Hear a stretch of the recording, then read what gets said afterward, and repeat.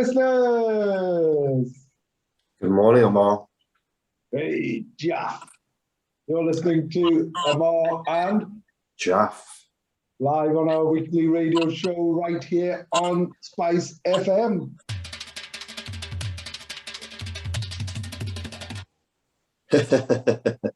Each week we bring some there as well. Wonderful. Each week we bring some views, news, and one or two clues from the business world. Asian Business Connections aims to connect, support, and promote the Asian and wider communities. And we'll be talking shop quite literally, not just corner shops. So they're looking to start a business, have an existing business, or you just want to talk business. We can help. We can help. We do help. Gosh. Well, we need to kick off, don't we, Jeff? By saying Assalamu alaikum. Walaikum assalam. And that's to everyone in Newcastle, everyone else in football in general, and everyone in the middle, all our new friends in the Middle East. Yeah. You're welcome to our city. We're proud, passionate, and positive people. And how funny was it to see so many people at St. James's Park? I mean, gosh, even my little brother, Jalf, message I got from him last night was, Mom would have been so happy. Well, I'm sure she would have been. I was like, what? The thing is, my mum's really happy because, you know, it's King bin Salman that owns Newcastle United effectively. I mean, officially they can't say that. No, but you can't say that. Well, but at the end of the day, that is the case. And the fact is, yesterday was such a huge night in the city. I mean, I've just been past. I left work about 1-ish, drove past St. James's Park, and there was still a few people still there. But the amount of rubbish and stuff that was there, you know that there was a party the night before. I've just driven there this morning, and it's the cleaners are there sweeping up, and they've got excuse me. They've got a big job to do because there was thousands and thousands of people there till, you know, the early hours. So it was, you could feel straight away that something huge is happening or happened in the city of Newcastle. And that's something that we've talked about over the last 18 months or so, the impact that something like this would have on our city. Well, I just, you know, the whole positive aspect of it, right? And the fact that it brings such significant economic benefit and impact to our city that, it is just a wonderful thing. And, our fans are arguably the best in the world. You know, they are, without a doubt. It is a religion. And I even said to the wife yesterday that the other aspects from an economic, but the social benefits of this, Newcastle and the Northeast as a whole will become a bit more of an inclusive region. And we've been working for 12 years on inclusion, Jalf. And it's realizing, those type of positive associated outputs, but they're just going to genuinely start investing. Property prices are going to go up. Spending in the city is going to go up. Like, you name it, it's all going to go up, right? Of course, and I think if you look at Manchester City, and if you look at that as a case study, what they did to Manchester is just incredible. The investors did everything in the right way. The only difference between Manchester City and Newcastle, Manchester City's manager, Pep Guardiola, still has to beg and plead their fans to come and watch their Champions League matches. Yeah. We can assure our new friends in the Middle East that they're not going to have to make any of those type of kind of pleas to us, because the stadium is going to be full starting from the next game, which is against Tottenham Hotspur in 10 days' time or 9 days' time. And that's the kind of difference. We have we have a true amazing fan base, and like you say, it's a religion, and it is a one city football club, and everyone in this city follows Newcastle United. The passion and the outcry of fans wanting to get into the game is just going to be unbelievable. Oh, So, undoubtedly. Anyway, it's wonderful news. This week, Jalf, there was a series of firsts, right? I was reflecting on this, and I'm going to share some pictures as long as I can get my. I'm still here. Sorry, I just been having a bit of a challenge with the power supply technology. You know, we talk about technology regularly, and the fact is, you know, Wi-Fi is amazing, but without power, it means nothing. And sadly, you know, this device that I have, yeah, there we go, is it's a live show. Don't you know that? So last week, Jalf, I went down to Leeds, and with your permission, I would like to read out the very short speech I gave, which was to the senior officers and the non-commissioned officers of 101 Regiment Royal Artillery. And whilst I'm reading out this speech, I would equally like, with your permission, to share this picture. I think we need to give a bit of background, Ammar, don't we, to our listeners on exactly why. So I've been asked, first time in the history of the 101 Regiment, 200 years old. It was originally called the Geordie Gunners. It's now called the Northern Gunners. And Her Majesty the Queen had asked me and appointed me to become their first ever non-military honorary colonel. And, you know, we're trailblazing is what we're doing. So with your permission, and on Saturday, I travelled down to Leeds, and as part of that official welcoming, where I was brought in as the honorary colonel for a 5-year period appointment, and Brigadier David Harrington was he handed over. The Leeds Armories are an amazing place. And I must admit, I purposefully wrote this speech to keep it clear and concise and short. So with your permission, may I... Absolutely. Looking forward to hearing what you said, Ammar. And here's some pictures in the background for those of you who have zoomed in. Sadly, for our wonderful radio listeners, they're not going to be able to see these photos, but after the event, we'll be tweeting them and sharing them. So, thank you for a most enjoyable dinner and evening. The speech by Professor Olga was both insightful and inspiring. So we had a colonel from the German army, Jalf, come over and do a speech as part of an exercise for senior officers. May I also thank the outgoing honorary colonel, Brigadier David Harrington.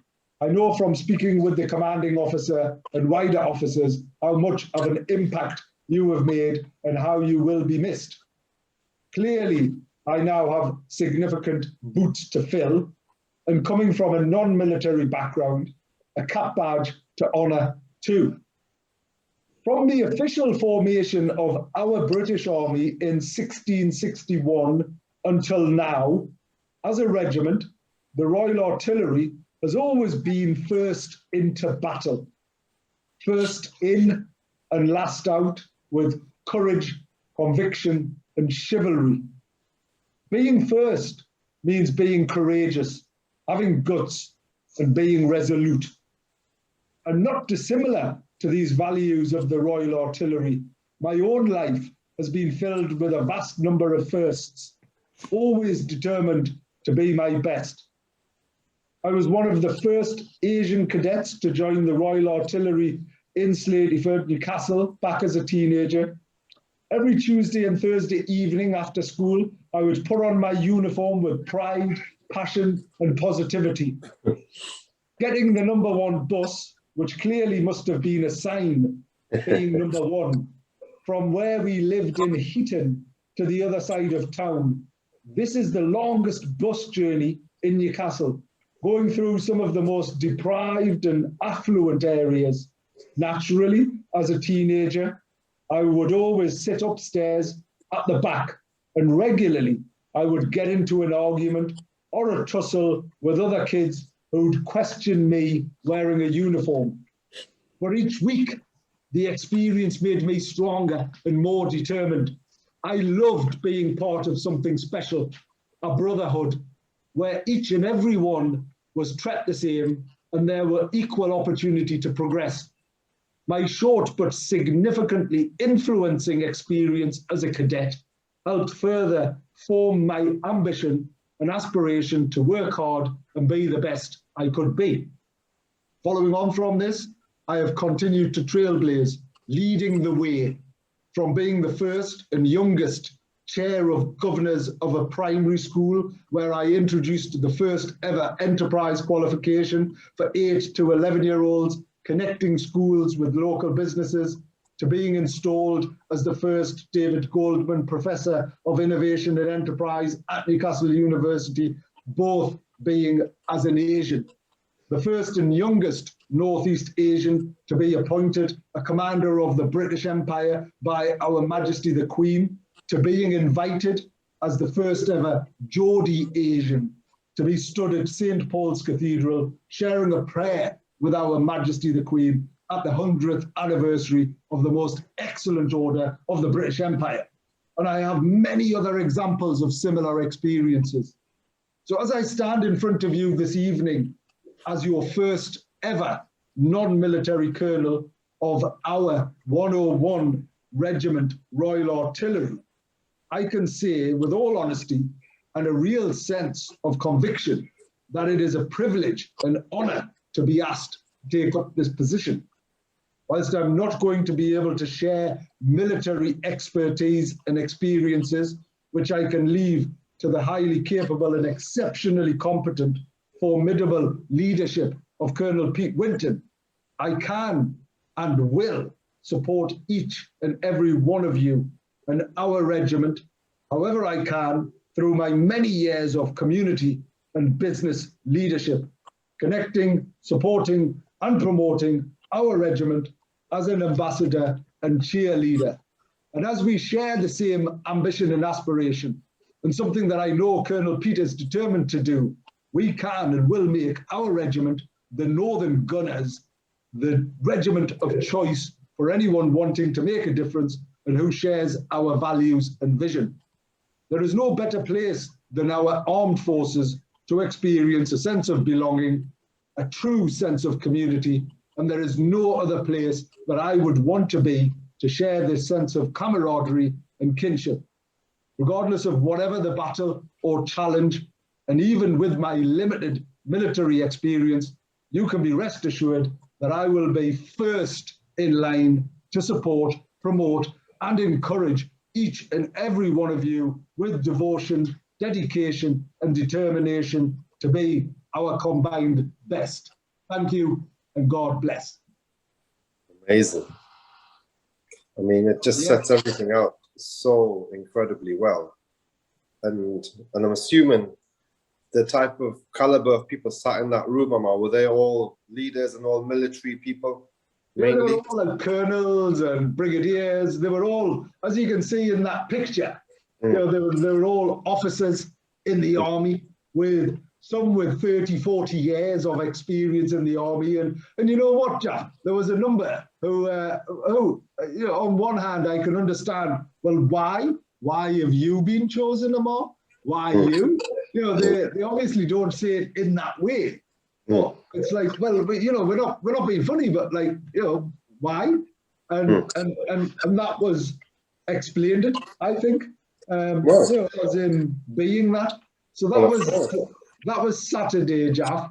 And then yesterday I attended the welcoming in of the High Sheriff of Tyne Wear for the first time ever. An Asian had been appointed as the High Sheriff. Is what it is, and it was an incredible evening, and it was filled with justices and things like that. So I'm going to just briefly share my screen because it was wonderful, genuinely wonderful is what it was. Can you see that? Yep, yep. So it was the commencement of the legal year. There's myself and the chief constable. You know, they're having a torrid time at the minute. You're clearly happy though, enjoying yourselves. Well, it was just nice. These are the most senior judges in the UK. This is the first time ever they've had a selfie taken, like ever, which was interesting. You know, anyway, that I didn't want to show you them ones. This is the High Sheriff. All right. And I think it's beautiful, and it's such an incredible achievement for him to be appointed in this role. And he is genuinely a lovely person. And then, you know, it was this has to be a significant picture, right? So myself as a first honorary colonel and various other roles, the first youngest British-born Asian, Geordie Asian, obviously Toon Army Asian. Now that Newcastle have you know, as a place to celebrate. You know, I'll come back from Sunderland, and you know, Habib Rahman, which I think is great. You know, having somebody set that, and Farouk Hakim. So so that's where we're at. Anyway, we've got lots of people waiting in our room. We've got the awards coming on, so let's get some people in the room, if we may.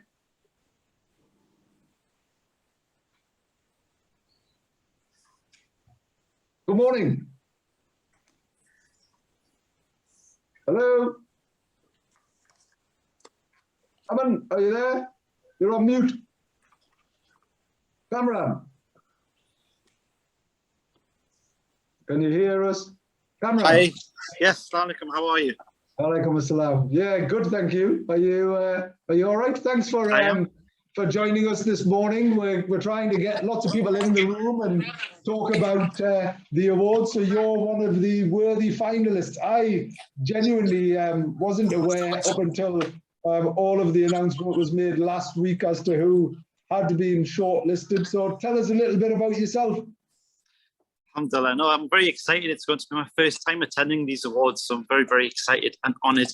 I've been doing this for 8 years. My elder brother introduced me to the treatment after I came back from Hajj, and I just fell in love with it because not only has it got great health benefits, it's also excellent nutritionally and also for your mental health as well. So I get to meet loads of different people, have a chat with them, and put them on to a guide or guide them onto how to better your health, which effectively betters your life as well, alhamdulillah. So yeah, I'm doing it. I'm in 7 cities now. It's taken off massively. I also teach the course. So yeah, it's going really, really well.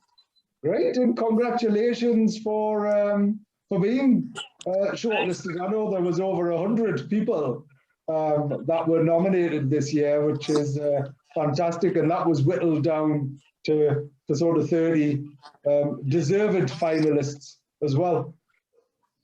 Oh, thank you very much. No, it was a surprise. I didn't even, to be honest, I wasn't even aware that the awards were going ahead this year because of COVID. And I just got an email one day saying, "Oh, you've been nominated." So I didn't even know who nominated me or who did what. I don't know. So yeah, thank you. No, well done, well done. And as I said, delighted that you have. And obviously we're talking, it's about inclusion this year. Well, it is every year, Cameron, but and how have you found the Northeast over the years from an inclusive point of view? The Northeast, I believe, has been the front runner and an example for the whole of the UK in terms of inclusion and diversity. My sister is a councillor for Labour, and she's always sort of promoted these kind of things or introduced me to these kind of things. So she's been a great example for me to follow as well, and to learn about all of these things. Because I was a typical lad, just interested in football and PlayStation, and that's it. But no, she introduced me to this world, and alhamdulillah, it's an honour to be a Geordie boy and to be part of such a big family, and to be an example for the rest of the UK to follow. Great. No, well done. And how do people find out more about you and your business, Cameron? Can they find out? Oh, social media. I'm all over social media. Instagram, Facebook, Snapchat, Twitter, everything, you name it. So inshallah, I'll be promoting via yourselves as well my social media pages where people can come and learn about the treatment and about everything that I do as well. Wonderful. No, thank you ever so much for coming on this morning, and genuinely best of luck for the awards. Really excited. It's going to be fantastic. I mean, it was sold out very quickly, and we've got a great lineup of, as I say, worthy finalists as well as entertainment. Amazing. Looking forward to it, and thank you for what you do. You've been an example for me, and I'm sure a lot of people in the Northeast to follow. So thank you for everything that you do for the Asian community, and looking forward to seeing you soon. Thank you ever so much. I'm very grateful. We are for your comment and support as well. Thanks, Cameron. Thank you. Thank you, Cameron. Have a good day. Salam. Cameron, are you there? I am. Sorry, I'm just on the move this morning, hence I'm on audio but not video. No problem. No problem. But, nice to at least see you both anyway. Yeah, no, that's it's great to have you on the show. And I mean, when I was notified that you were up for an award as a finalist and you'd been chosen by the judges as a finalist, I was delighted. Thank you very much. No, equally delighted, and just sort of echoing what Cameron just said there. Really, I was sort of rather surprised at the same time, but humbled to be nominated. Really, it's you guys do a fantastic job, and just having a look through the people who have been shortlisted as finalists, it's great to be in the same company as some of those sort of great entrepreneurs, professionals, and business leaders. I think it's fantastic. So tell. I know we've had you on the show previously, but for the benefit of our current listeners, and also for the benefit of our YouTube channel that we post everything out onto as well. Introduce yourself. Tell us who you are, what you do, why you do it. Yeah, so I'm an insolvency solicitor and partner at a firm called Keystone Law. I run the Newcastle office of the firm. We're a national law firm of nearly 500 lawyers. We're the current National Law Firm of the Year. We're now a listed PLC business, and I helped set up the Newcastle arm of the business about 4 years ago, having sort of trained and qualified with Dickinson Dees as it was in Newcastle. So yeah, my background is corporate and personal insolvency. It's been a very busy 18 months post-COVID, really. Trying my best to help out businesses and directors and contacts regionally to help them sort of navigate their way through the minefield of COVID and the regulations, and trying to keep their head afloat and that kind of stuff. And fingers crossed, thankfully, we seem to be getting out the other end of it now. And people still need support out there, and I'm trying my best to do so. And as I said, hopefully we'll navigate it all successfully and come out the other end in one piece.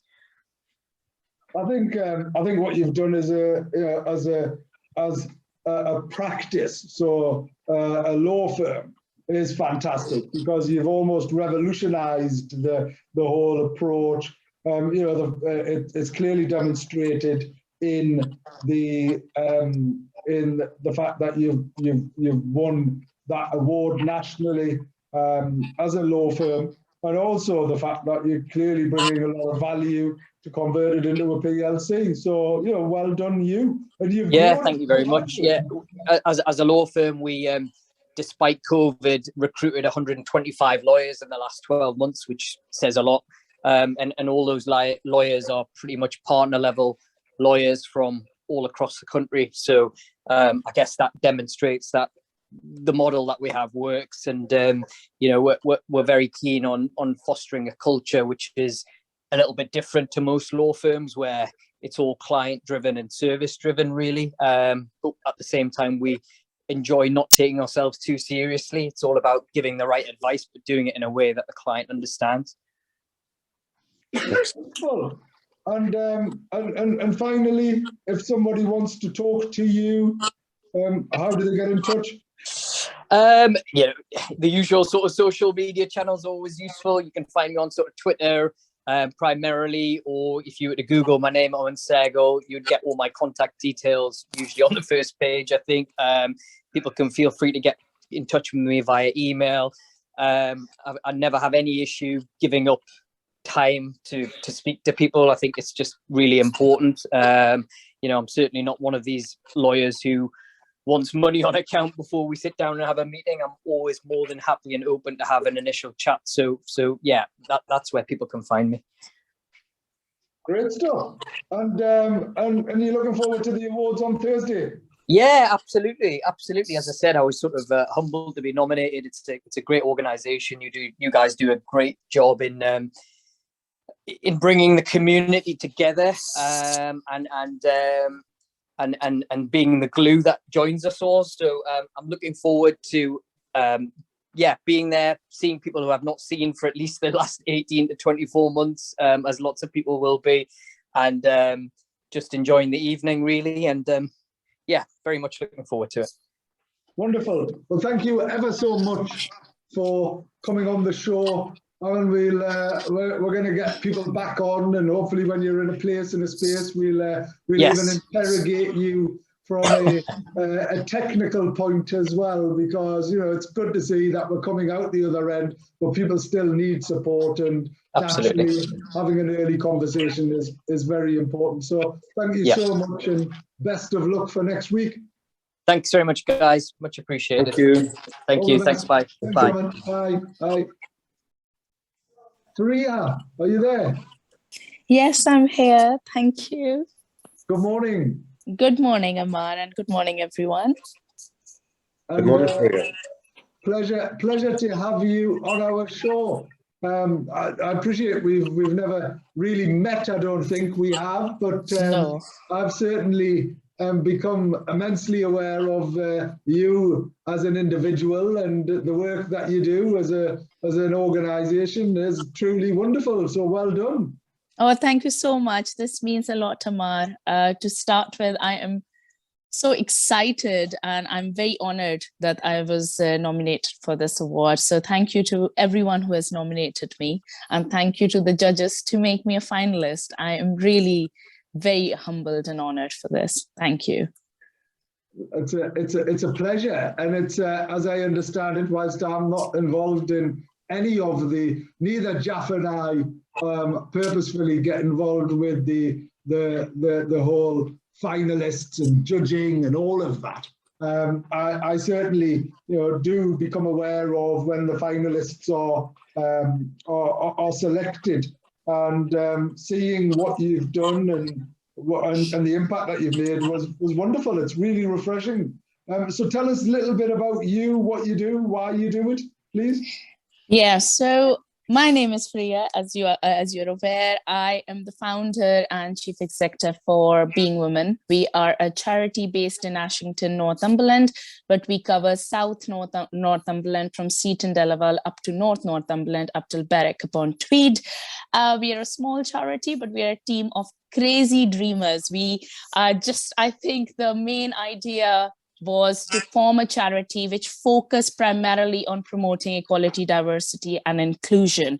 And as a woman of color, coming from Pakistan, coming as an immigrant, I have seen so many challenges within my life, but also within the workspace. And Northumberland was quite a place where it was needed very much that a diverse person takes up on something. And if it is a woman of color, I thought that we could, as an organization, bring a kind of different kind of leadership.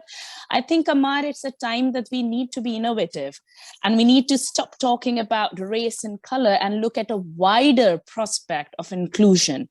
We won't be able to achieve anything if we are not inclusive, if we are not fair, if we do not have equal chances, and if we do not understand the protected characteristics and the wider neurodiverse people that are within our community. So I'm very pleased that as a woman of color, we have not only broken stereotypical thinking around women of color, but also we have tried to do from our work, we've tried to make like a statement from our work that nothing is impossible if you really want to do it. Nothing is binding our girls, nothing is binding. And yes, you do go through personal challenges, but if you come together as a community, you can be inclusive as any other person could be. So that's what we do. Beautiful, well done.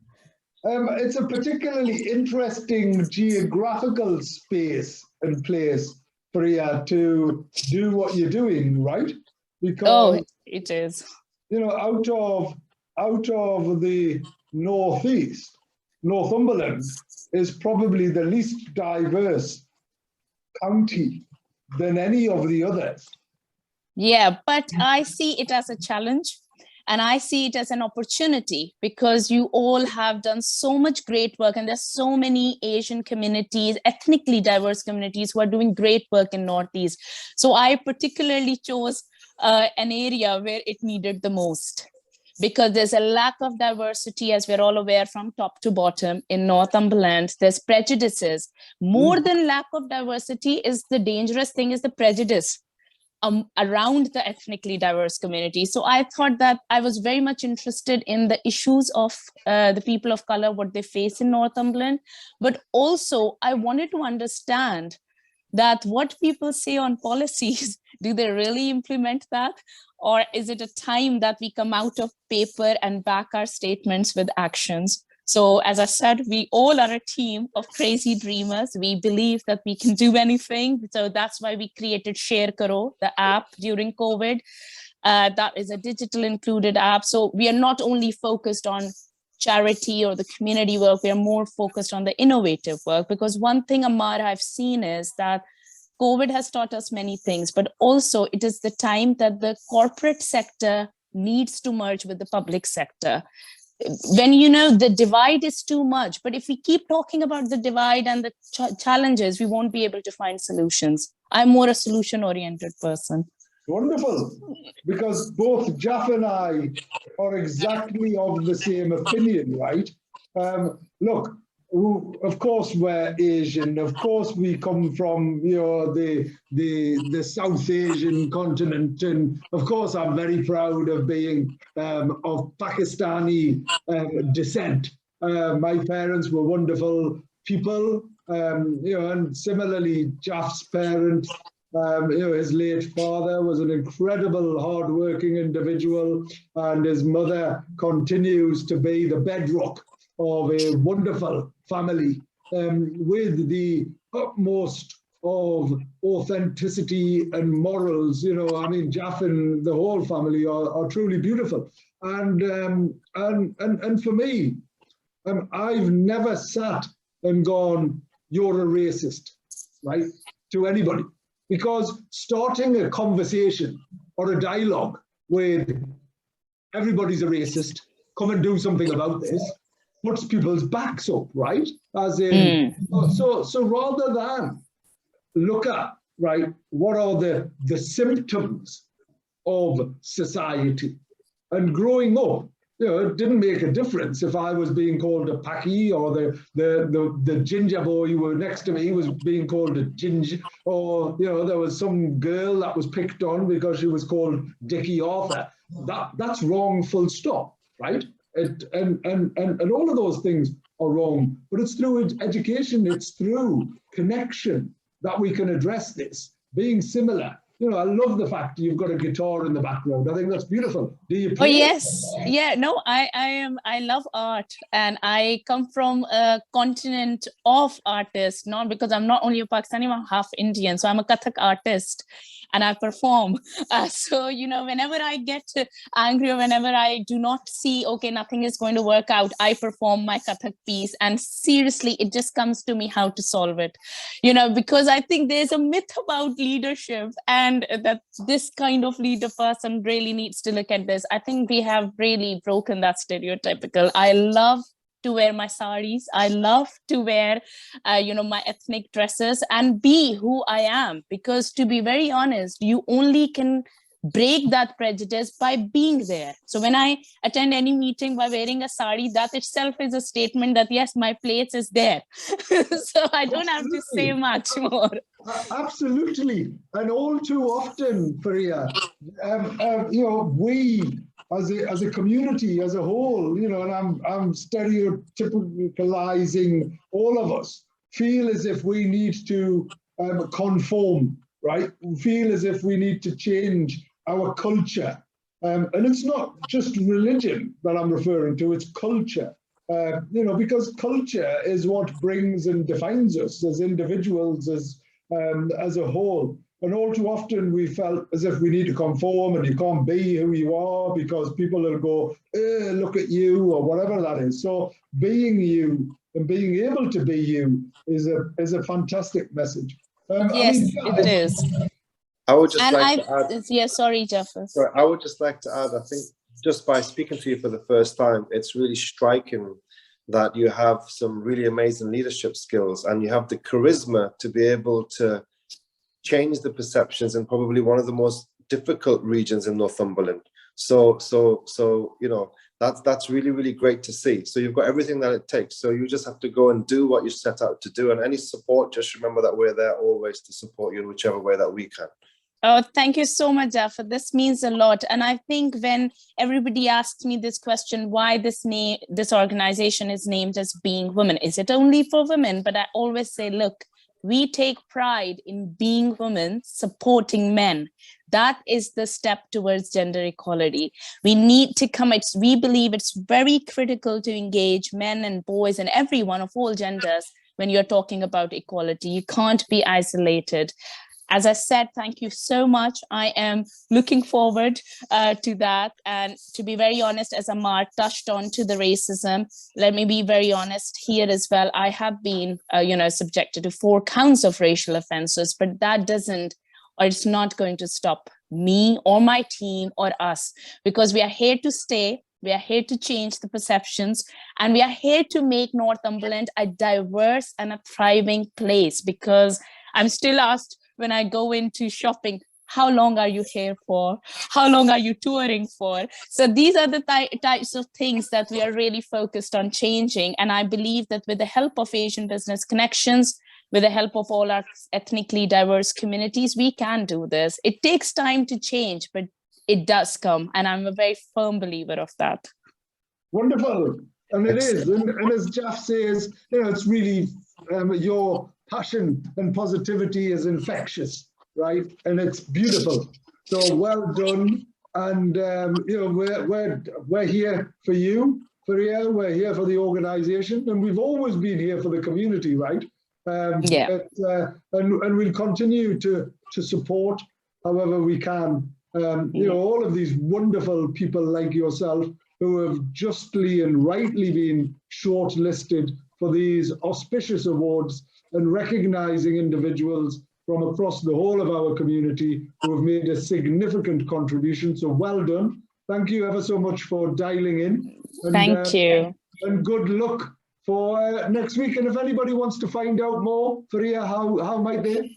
So they can type into Google being woman, they'll find us. They'll type into Faria Usman as Google. So I have a very striking personal history, and I've got a striking story, so you can read about it. I am very open to it. People can contact me. I'm very easily approachable because I also work for the Equality, Diversity, Inclusion for Dynamo Tech sector. So yes, people can approach me from there as well. I write blogs. I am quite widely on social media. So please just follow us, just support the charity. I have only come up with an idea, and whoever is listening, this is your organization. We are all about people. I might not stay here tomorrow, but the organization will always be the seed of Northumberland. So please keep on supporting it. It's a sense of ownership. We all are about people. You don't have to fake it to fit in this charity. You just can be yourself, be like as diverse, be as who you are, and you are all always welcome. So thank you very much and I just want to say 14th October is my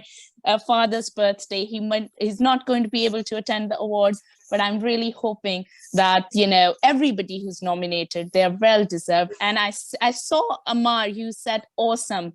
There's a project that the Asian Business Connections do. So yes, we are awesome, and the reason why we are awesome are because we are very tolerant, and we know how to change. We are change makers. Which Excellent. is all about, Excellent. that is what it's all about. So no, thank you ever so much. And I'm delighted that you're part of our awesome campaign, because it was in memory of my late mother that we came up with. I'll be very honest and very open for you. The most significant and influential people in my life have always been women. That's no disrespect to all of those wonderful men out there, and my late father was an incredible man. But the ones that have had the biggest impact in my life have always been women, whether that was my late mother, whether that's my wife, or whether that's my daughters. All of them of differing ages have been those sort of north stars for me. And it's wonderful and beautiful to see you creating this. So well done. Thank you. Thank you very much, Ammar. Thank you very much, everyone. Bye-bye. All the best. Bye-bye. Have a nice day. And wonderful to have someone like Faria. What a beautiful person, Jeff. Well, I just loved her energy. So positive, so determined. And I think the job that Freya's doing with her organization, those are definitely the type of, she's got the perfect personality to be able to execute that job. So that's a really great fit. I think so. I think it's beautiful, right?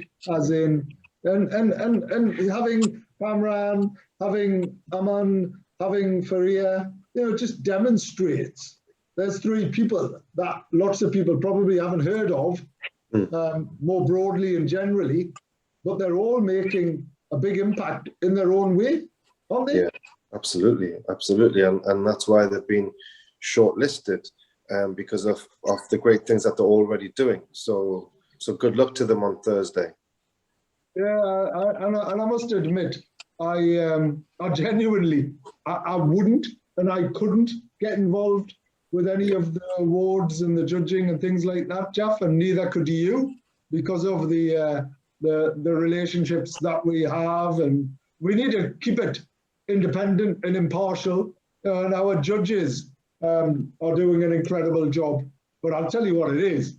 This is one of the hardest ever awards that is happening next Thursday.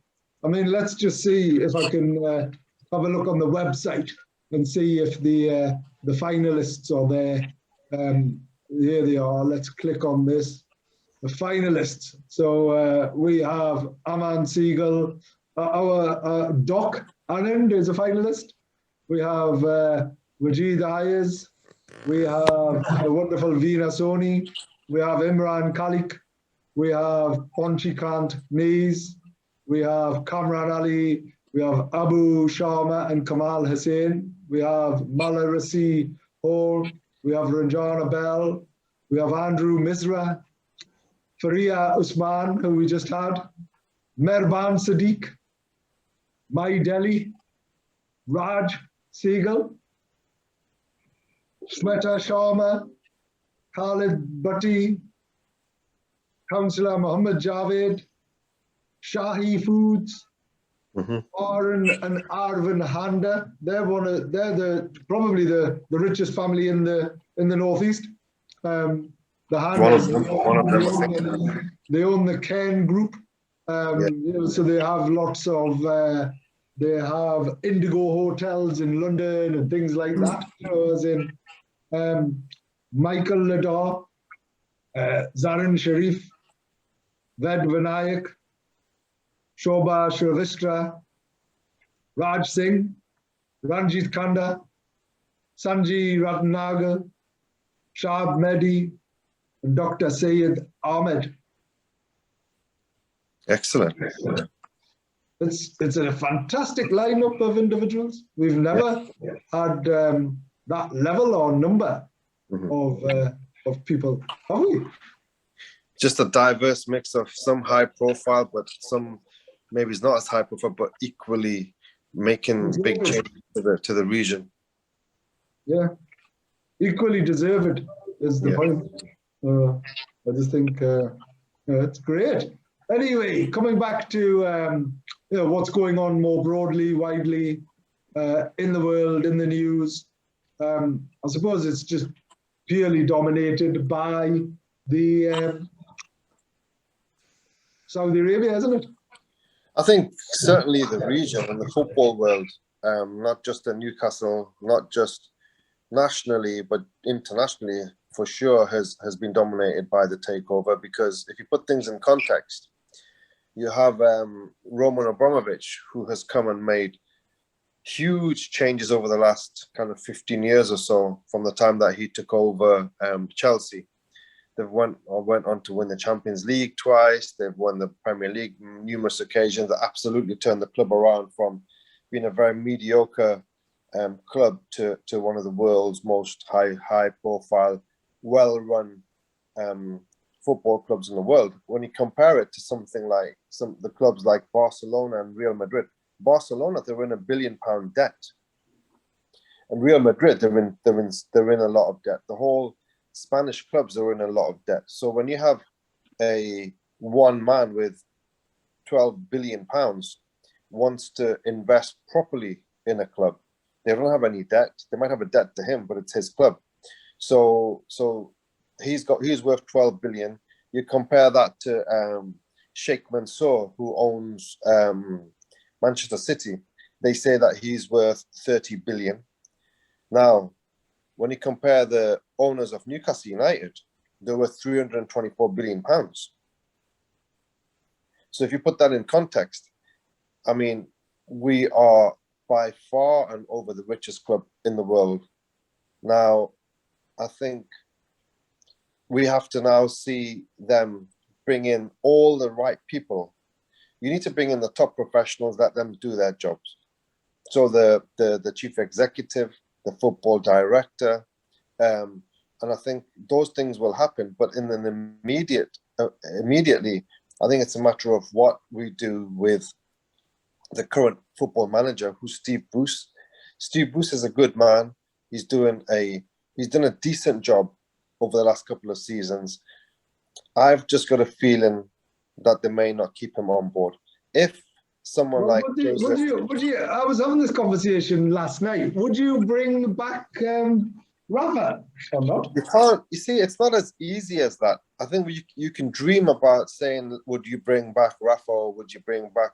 I think if there were candidates that weren't in contracts with other clubs, that discussion could be had. But there's no way that Rafa Benitez is going to leave Everton. It's just not going to happen. And we shouldn't think about Rafa Benitez, because to pull him out of a contract and bring him to Newcastle United, it's a very, very tricky thing to do. He's got off to a flying start at Everton. That's where he lives. He lives in the Wirralls in Liverpool. He does. He's always, his family are down there. So he's not gonna. Rafa Benitez is not gonna come and move to Newcastle United. That's not gonna happen.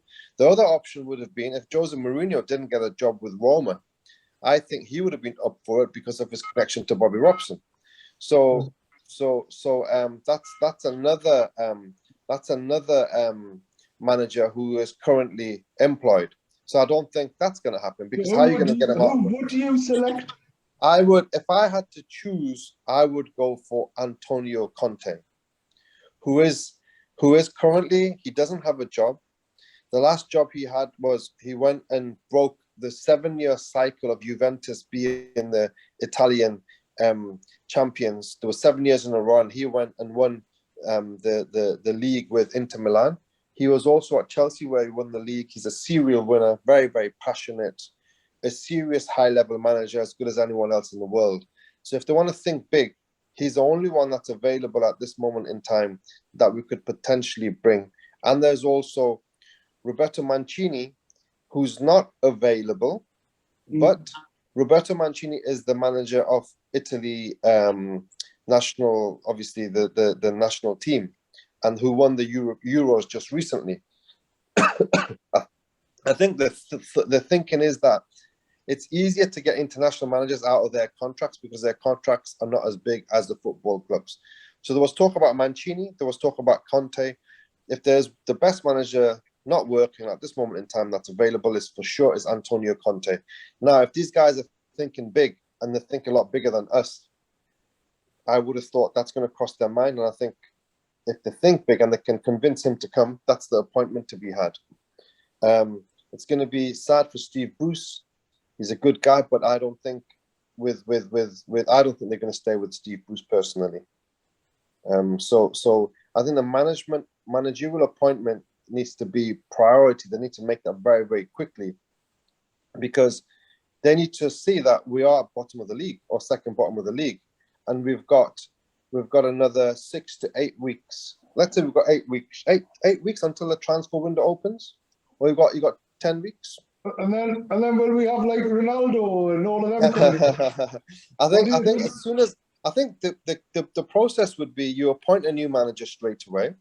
You bring the new manager on board to work with the existing team, improve the team, get us up the table, and you identify targets that you want for January. You start working on those targets nice and early, and you tie up those targets back end of December with them to join on the 1st of January immediately, so that they're available for the beginning of January, not on the 31st of January, which is the end of the window. So I think these guys are deal makers. They've done some of the biggest deals in the world. They've got so many different businesses with top companies, from Formula One to Porsche cars and A, B, C, and D. So they invest in an array of different businesses globally. Like I said, the deal makers, I think they'll know how to make these deals with players, agents at good time, which is something that we never experienced for many, many years. So I think that would be the process. Obviously, whatever decisions they make, we will be privy to them when they make announcements. But I'm hoping there's going to be some clever, astute developments with the club, and hopefully we can begin to just get up the table and just challenge, not even win anything, because we can't take for granted that we're going to go on and win A, B, C, and D. That's going to be a process. But if we can just be competitive on the football field, and we can fight a fair fight with the big clubs, then that's all we can ask for to begin with, and hopefully one day, that's going to lead to us winning 1 or 2 trophies. Yeah, absolutely. But the future is bright, Jalf. Absolutely. And you need to get on the phone to your friends, Ammar, and let's book a couple of tickets in boxes for the next forthcoming game against Tottenham Hotspur. Yeah, like we did. Do you remember the last game? Do you remember the last time we went to the last time we went to the chairman's suite? It was actually against Tottenham, but that was when we were already relegated and we won 5-1 when it was Rafa was still there. Can you remember? Yeah. And so maybe work on similar type of tickets, and that would be amazing. Well, I love a word. I've reached out to Merdad, who's the representative, who's PCP Partners, works with Amanda Stavely. He was there yesterday. So yeah, he was at a hotel in Jasmine yesterday, wasn't he? So yeah, so I've reached out to him. So just to sort of set something up. But no, anyway, the ABC Awards, Jalf, they're here. Yeah. They're on Thursday. Really excited. Wonderful news. They're bigger and better than anyone buy in any club or anything. So and they have a bigger impact. And delighted to our finalists. Looking forward to it. And we'll be here next Friday with hopefully some of the winners. Until next week, Excellent. goodbye Excellent. from me. All right, goodbye from me.